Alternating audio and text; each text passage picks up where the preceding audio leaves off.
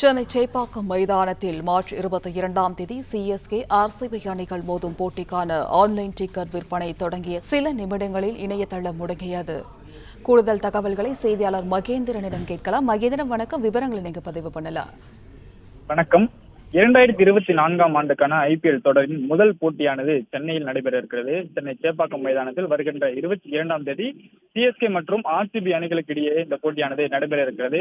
இதற்கான டிக்கெட் விற்பனை இன்று காலை 9:30 மணிக்கு இணையதளம் வாயிலாக தொடங்கியிருக்கிறது.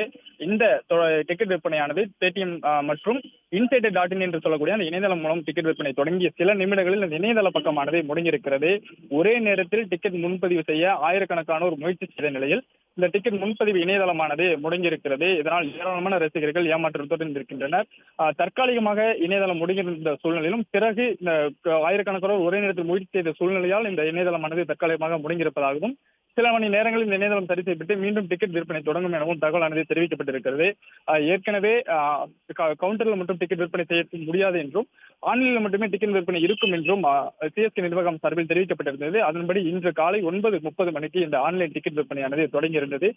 ஆன்லைன் டிக்கெட் விற்பனை பேடிஎம் செயலி மற்றும் இணையதளம் வாயிலாக நடைபெறும் என்று தெரிவிக்கப்பட்டிருந்தது. இந்த நிலையில் பேடிஎம் செயலியில் தற்போது வரை ஒரு சிலர் இந்த டிக்கெட் முன்பதிவானது தொடர்ந்து நடைபெற்று வருகிறது.